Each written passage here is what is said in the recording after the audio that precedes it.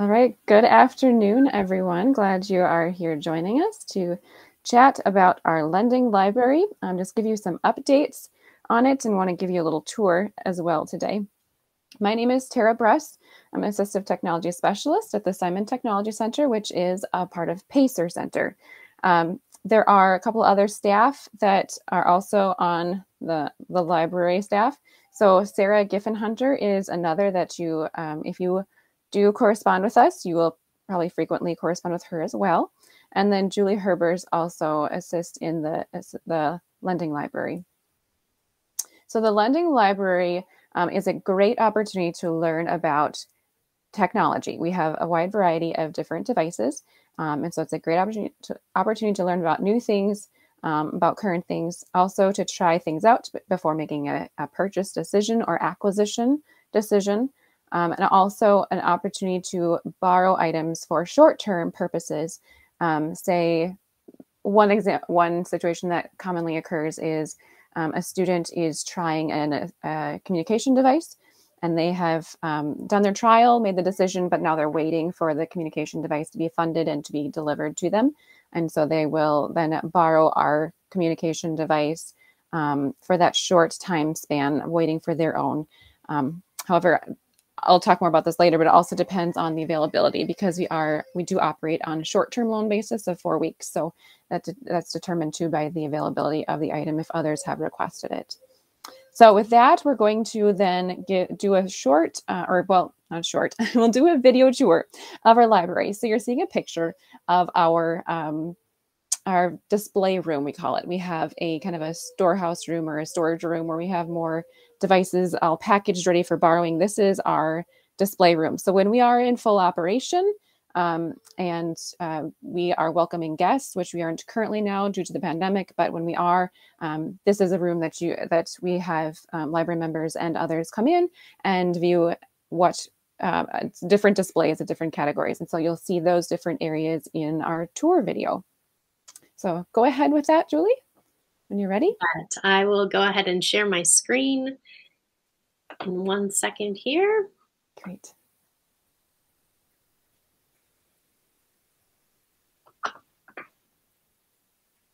So the first category that we're looking at right here is switch adapted toys. And I'm going to kind of just give I don't want to go up too close because it will be, but anyway, that's what we're looking at there. We have quite a few different switch adapted toys. I'm not going to do very many demos because those are going to be happening later. And this is more to give you kind of a full overview of the kind of things that we have. So all of these are toys that can be engaged with the different kinds of switches. And this category then goes on to include other things in early childhood. Over here, we've got some adapted books, meaning they have extra things added for texture or access or little hands. And again, our early childhood specialist will be demonstrating some of that. And then here we've got some early childhood toys, puzzles, different kinds of manipulatives, and then different kinds of music, ways to access music. And then a tablet, iPad. You'll also see some demos of apps for little people. And then I'm going to move right along around the room here. We have iPads and mobile devices. Again, one of those more expensive type things that you might want to try before you decide what to invest in. So we have iPads. Here you see some different things. A Samsung Android tablet. And then along with that, we do loan out apps. So apps just for iOS, for Apple.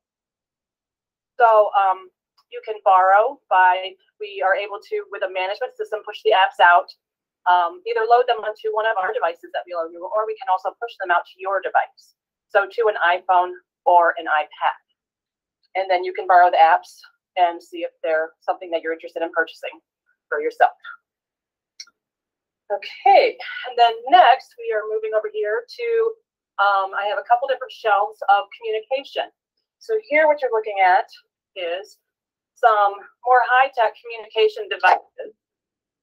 And we have some Tobii Dynavox, some accents, a pro slate. So we have quite a few different communication devices. Again, a very personalized kind of a tool that is very helpful to borrow and trial to find out what will work well for the individual to support their communication needs. And then to the right of that, this is one of our 3D printers. And up here, then we have some examples of things that can be made by a 3D printer. This isn't actually an item that we loan out, but it does live here in the lending library. And we like to sort of demonstrate some of the types of things that can be made in the 3D printer. This is a key guard, if you're familiar with communication devices. Sometimes they have key guards that need to be made specific to an app. And so that's what that is. The 3D printers have an important place in assistive technology support. And then over here, I've got another communication shelf. And this, the communication devices are a really good example of high-tech to low-tech continuum. The first shelf showed some really high-tech, very expensive equipment. And then this shows some more basic. There's some magnets there at the top. And then down here, we have even some single button communication tools. Right, moving along here. This area is really about executive function. So helping people with time management, time awareness.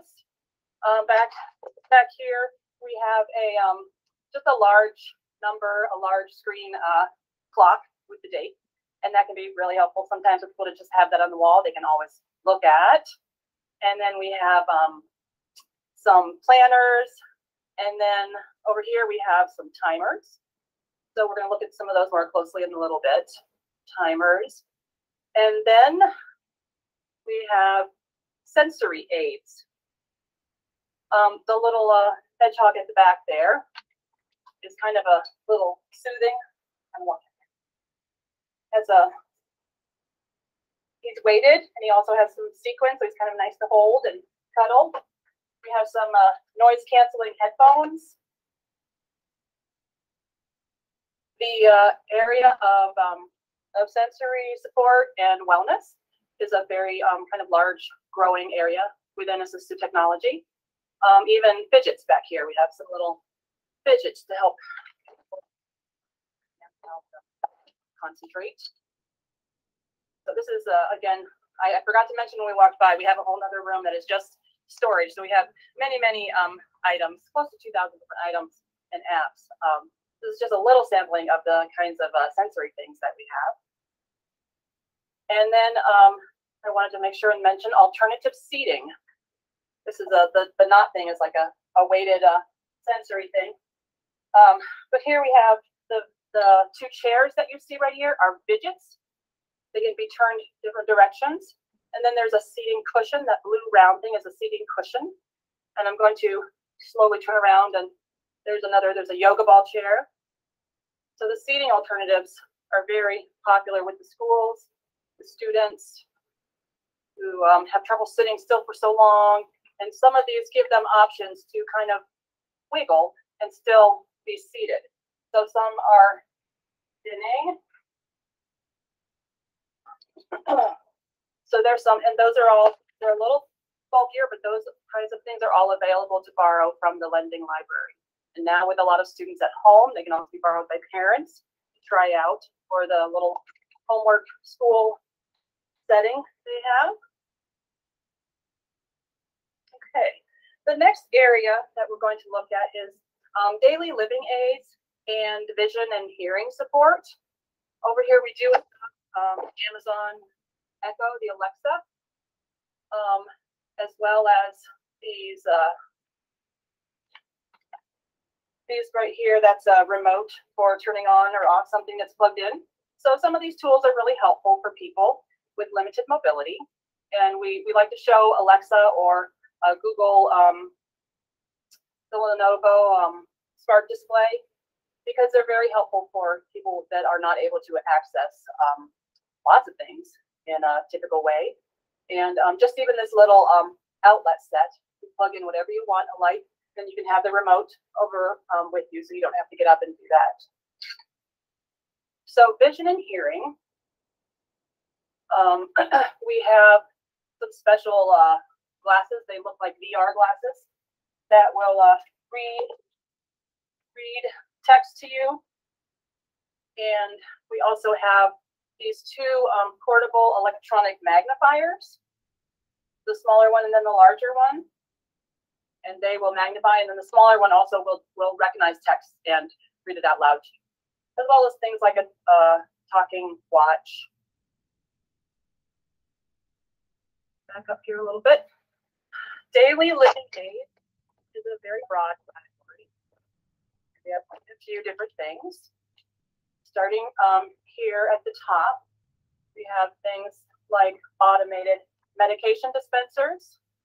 This is a one-handed clip different. It's a one-handed fingernail cutter, and then a device that flashes a light to help you fall asleep. As well as, I think the next shelf down, we've got some eating support. And then this is called the Liftware. And this is a spoon, let me get over here, a spoon or a fork that you charge up, and then it stays level. So when I lift it like that, it stays level. And they have one that just helps with that, and they have another one that sort of absorbs like a tremor. So these are really, they're a little pricey for a spoon, and yet this has been really great. We've had students use this in school, and it allows them to eat in the cafeteria with other kids. We've had elderly people try these, and it's just can be a real lifesaver to increase independence. So that's called Liftware.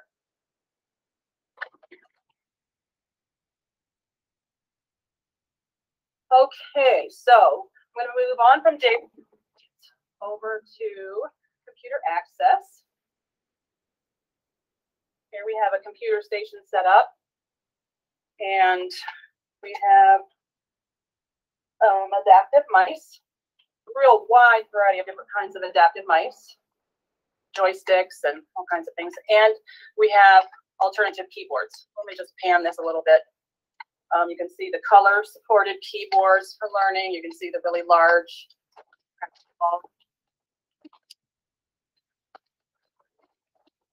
Here we have, just on this shelf alone, 3 very different kinds of mice. Trackball, a little tiny wedge, and then one that's held vertical mouse. So to support people for all different kinds of needs with computer access. And then over here, some different kinds of keyboards. We also have like a one-handed keyboard.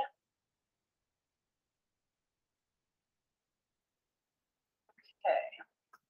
So the next section is telepresence robots. That's what we're looking at here. We have 2 different kinds. We have a Vigo, that's the white one. And then we have a double robot, and that is the one that has an iPad in the head. And these charge up, and they are probably, people are a little more familiar with telepresence robots now than they used to be, with everything being remote. Some doctor's offices might use them.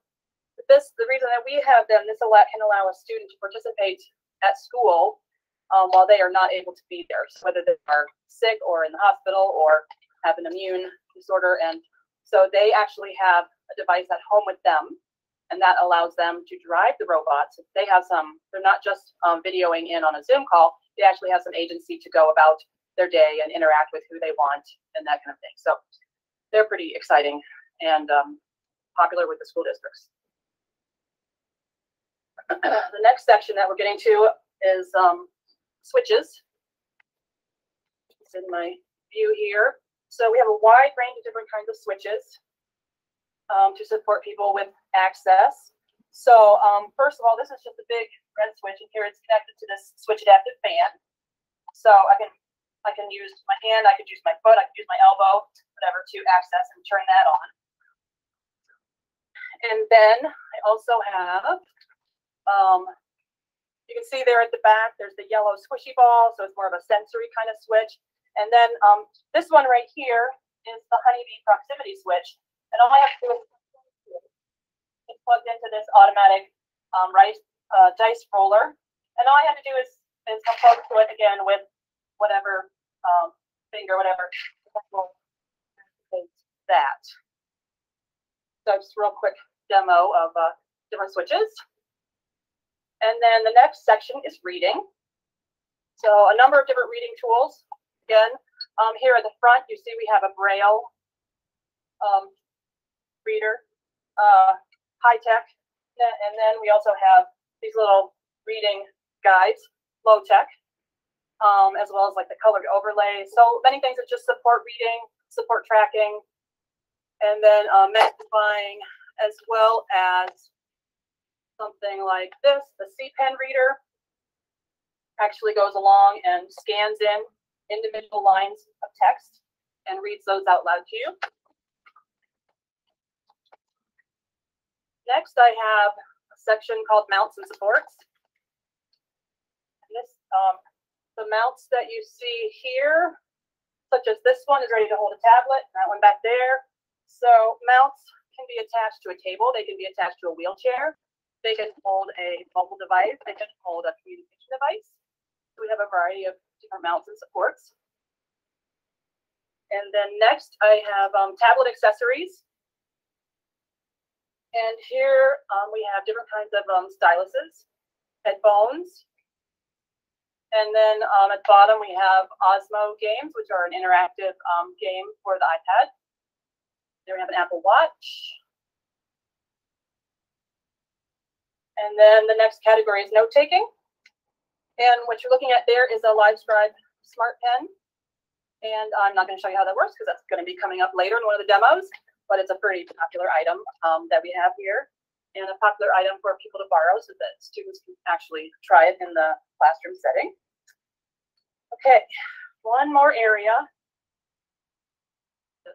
Zip around to the middle here. So this section is, we have a writing section, different writing tools, different kinds of paper and writing guides, as well as some accessible craft supplies here. And this is a little hands-on trial station for children when they come in.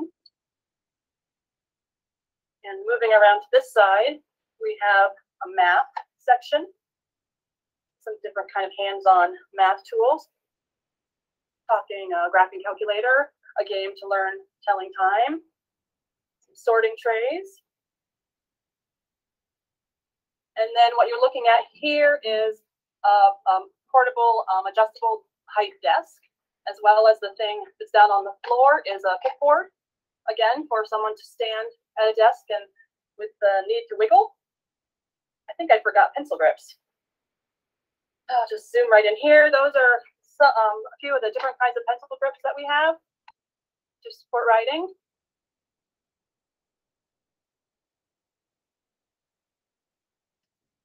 And then, so I hope that gave you an idea of the variety of different kinds of tools that we have. All right. Great. Are you able to see my screen again? Sure am. Looks great. Okay. So the next part I wanted to go through was giving you a quick tour of our online database. And so in the handout, there is a link that you can click on to quickly go there. We also have a link in our on our webpage too, at the library webpage. And I do want to say, as I'm getting this set up here, is that if you are interested in an item that we don't have in our database, you can send us a request and we will add that to our wish list and consider it at our next library purchasing meeting. I can't guarantee that we will or when we will purchase your request, but that we will consider it. So don't hesitate to contact us and let us know which items you're interested in. So here is our library webpage quickly. Here we have announcements for holiday hours or any changes to our services, such as this blurb about the pandemic and how we're doing things differently. It also has all of our other regular information as well. So that's a great reference point, especially if the library is new to you, or if you want to also see updates. And also I mentioned our online catalog link is available on that webpage. So you can click there if you don't have it bookmarked. Hopefully you might start using our library frequent enough, you might have it bookmarked. But here is our database. So you don't have to have an account to view our items. The first page we are plopped into here is the home page. Again, little blurbs about the library, how things are operating currently, and how to get started with membership. But without having to have a membership or signed in or logged in, we can go and see our inventory. And so with that, I want to show some of the features. I'm going to search for iPad. That can be a pretty popular category or item for us. And you might notice, so we see images and the names of things, but you might notice that there is little numbers. That tells us how many we have in inventory total. So we can click on that little number and then we can see the status of the different ones. So we see one is checked out right now, one is available. If we want to further see information, we click on the item and then we can see a description. I also want to kind of highlight for you, some of these items have little notes with them. And so there might be, might require extra processing time when you place your reservation due to the fact of, one, the pandemic state and that we have reduced in office hours, but also that some of these things take time to prepare, like iPads, loading them, getting them ready. Communication devices are another one that takes time because we have to reset them, make sure they're all loaded and working properly. Another point I want to mention here is that with some of our iPads, many of our iPads, they're older. And so they might have kind of stopped at a certain operating system. And so that, if so, will be noted in here. It'll say highest operating system. How that'll be helpful to you when making requests is that some of these apps that you might be interested in, they have certain requirements of operating systems. So to peek at that, I have Proloquo to Go loaded. This is the page that gives us information on Proloquo to Go, one of our popular apps that's requested from us. We scroll down until we get to information and we see compatibility listed here. So this tells us the required operating system. So it must be 12.4 or later. So if we go back to refer to this iPad mini, the highest it can go to that it stops at is 9.3.5. So that tells us we cannot load Proloquo to Go on the iPad mini. So just a little bit of information there, helpful for you when you are actually going to decide what items you want to request. Other things would be requirements. I want to show you one here. Requirements must have iPad. So Osmo is another popular item. That's great. Fun tool for students for learning. Gives tactile manipulative option for interacting and engaging with iPad apps. And this, it says must have an iPad. So it means this, we don't have iPads included in this package. So you can either borrow an iPad from us in addition, or you can have your own. And then you need to download the free Osmo apps in order to use the device pieces to go along with it. So that's another helpful piece of information informing you on what you're going to be borrowing and choosing to borrow. Another thing I want to point out is some items, not all, but some have extra images and extra information and files. This can be helpful. Sometimes they are maybe instructions that we have posted there, and sometimes they're just informational pieces of material. So look for that. It'll be posted, those links right next to the first image that you'll see. Another thing I want to point out here, still in the item description and detailed information, is the calendar. So we can see that it is checked out right now, and then it's going to be on reserve starting on the 23rd. So you can scroll through the calendar to see the availability of this item, and so you can choose and select your reservation date accordingly. Another thing, and this is more applicable depending on the type of membership that you have or someone you're working with has. So if you're a professional and you're working with a family, they can also have their own membership, which can be great for them to choose their own things to borrow.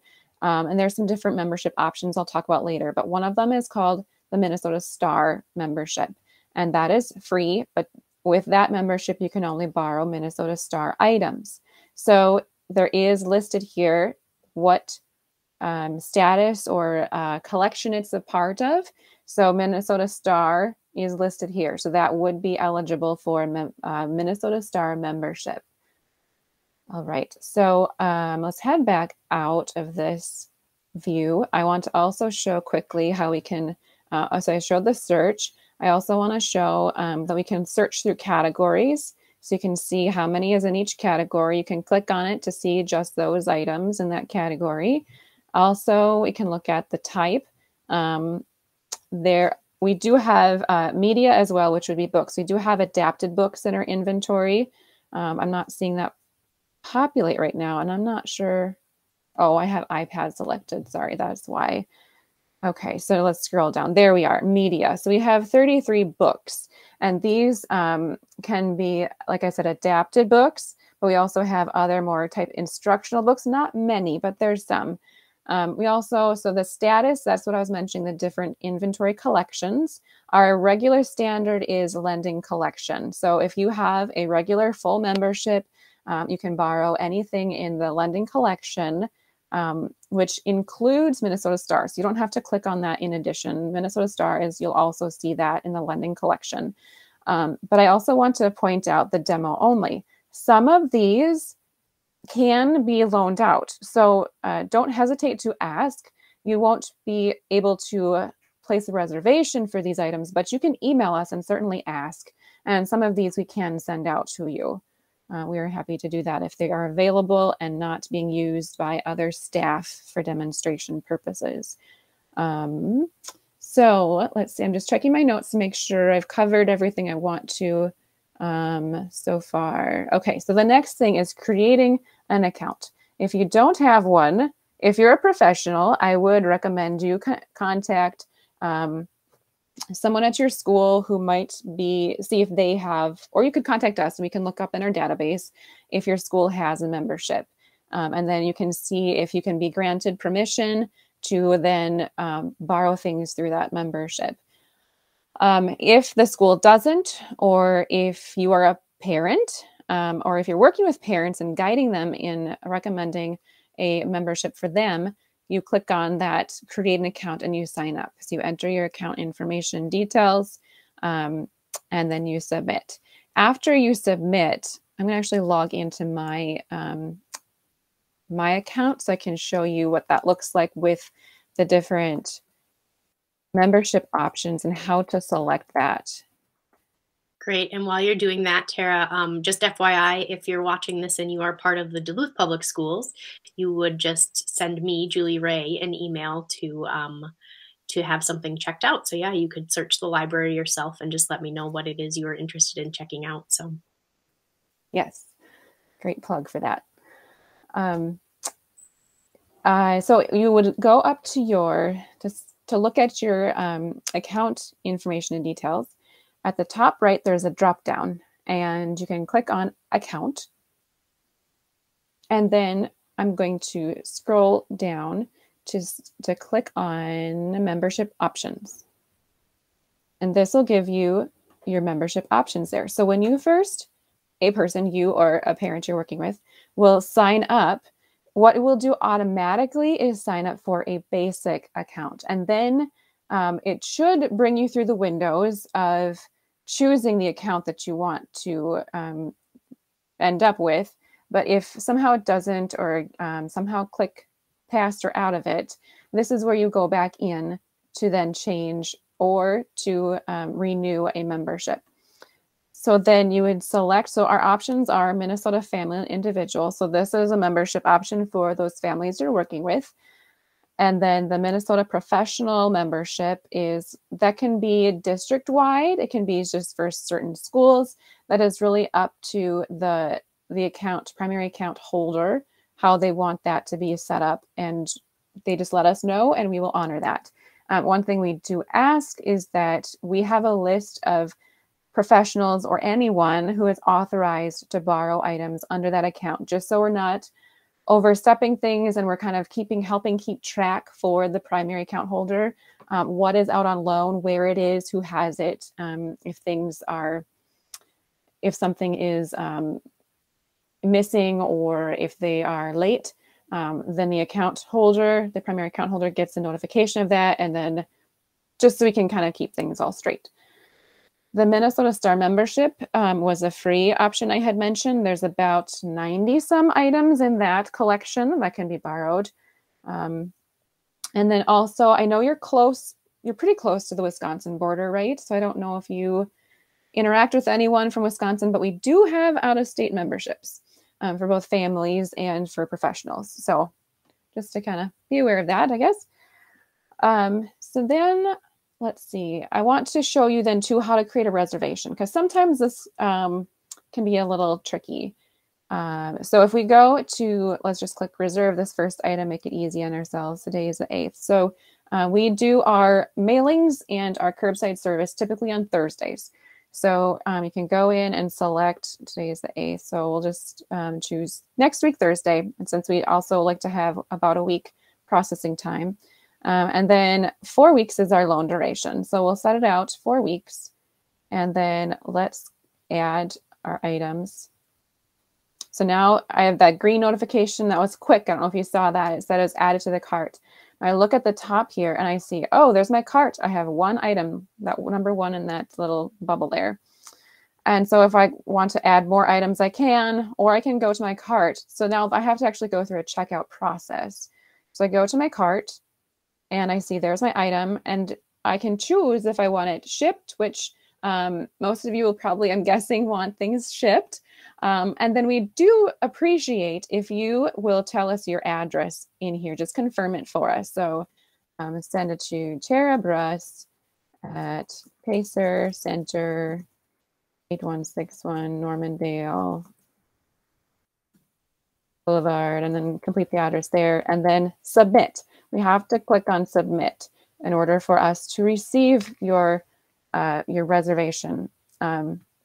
I always feel terribly sorry when we get emails and requests saying, you know, I submitted my reservation, where are my items, and we don't have it, and I feel terrible. So just try to remember to click that submit button so we can get that reservation in from you. So those are the steps of that reservation process. And then we will review it and be in contact with you if there is any discrepancies or changes that we need to make with your items, and the timing of things and all of that if we have questions. So though there's the quick tour of my turn, and I can head back to the PowerPoint, and I just want to mention quickly, so just a couple more minutes here of updating you on our most current borrowing procedures. We do have curbside service. That's where you come to our building to drop off things or pick things up. Again, most likely from that distance you might be wanting our mailing service. Just so you know, we cover the cost to mail to you, and then you are responsible for covering the cost to mail to us. So whoever does the mailing is responsible for the entire process of paying and doing it. Unfortunately, we don't have the funding of doing any prepaid shipping labels or anything like that. We wish we could, but we're nonprofit, and I'm sorry, we're not able to. And we do prefer USPS with tracking if you're going to be mailing back to us. That is the best carrier at this time for the pandemic and our limited in-office hours. We do also have remote borrowing options for iOS apps. So if you have your own iPads at school, we could borrow iPad or apps to your device. It just needs to make sure that you do not have, it's not under a management system from the school. So you could either remove that, talk with the IT department, have them remove it, or some schools have just couple separate iPads that they use just for this purpose. And so it's not logged into or not under the school's device management system. And then let's see, I also mentioned already the 1 week processing preparation time, 4 week loan duration. Item renewals are possible, but subject to item availability. One other little thing to know about is items valued $300 or above. We request that you have a credit card information on file with us and you complete the special loan agreement form, we've seen better return rates on those situations where we have that on hand. So we don't actually place a hold on the card. We have never put a charge on a card at this point. Knock on wood, hopefully we'll never have to. But as long as you are in contact with us, get the item back, we will not put any holds or charges on your card. I mentioned library membership options already. I just want to also mention scholarships are available for families who have hardship. And we just ask that they submit a letter of intent to us and request to us. And then we can honor that request. And, first steps. Another thing for families, if they're unsure about a membership, for $10, they can borrow 4 items for 1 month to try out the library to see if it is a good fit for their family. Here's our contact information. Julie will be giving you a handout, this handout with this information for you to access if you're needing this. And just also mention quick too that the library service is just one of several that we have in our lending or in the Simon Technology Center. That's great opportunities for families and yourselves, professionals, to learn about assistive technology and be supported through that process of learning and trying out. So another popular one is our free technology consultations that families will submit applications for, and they frequently will invite professionals to attend as well. So you could mention that to your families, and then they could invite you to go and have a very collaborative experience. And we have a lot of archive workshops, upcoming workshops. So if you want to learn about more technology options, that is a great opportunity for that too. So I've gone over my time, but hopefully this is helpful to learn about our services and what we have to offer. So any questions, Julie, you want to pop in with or things I want me to mention? That was so helpful, Tara. We did have one question beforehand, just of someone asking, like how would they find things like Switch operated toys and games and PE related things. I noticed when you did the, when you were looking at the My Turn library, like there was even a box there, a category for things like, I think it was toys. So that would be a great way to do that. Do you have any other tips or thoughts for that person on how to see what's available? Yes. Yeah. So that's perfect. What you had mentioned, that way to search. Another thing too, I hadn't mentioned yet, is so you can search keywords here. This pulls keywords from every item description, every title, and also we try to think ahead and put in keywords for items too. And so it'll pull from all of that. Also, we do try to have new equipment that comes in highlighted on our front page. And so if we were logged in, I think it happens if we're logged in. But you would see then the first, I am logged in, date added. So we can search, this is a new, I didn't know about this one yet. The nice thing about this company is they're constantly making updates and upgrades. I call them upgrades because new features that make it more useful. We can search by date added. So you can see the newest things that we've been adding to our inventory. So that might be really nice to kind of look at that too. So yeah, cool. Okay, good question. Learned something new for myself too. That's perfect. Beautiful. Thank you so much. Well, I think that's all the questions that have come in, but I just want to say thank you so much, one, for coming and presenting with us today. But secondly, like this is such an amazing resource. We have the professional membership through the Duluth Public Schools, and it has been so helpful, not only just from a monetary standpoint of being able to borrow things that we would never be able to support with our small library, but also just the personal support that we get from you and from the other people working at the library has been outstanding. And so if your district or co-op does not yet have a PACER membership, I would highly recommend it. For those very reasons. But I will go ahead and stop recording now.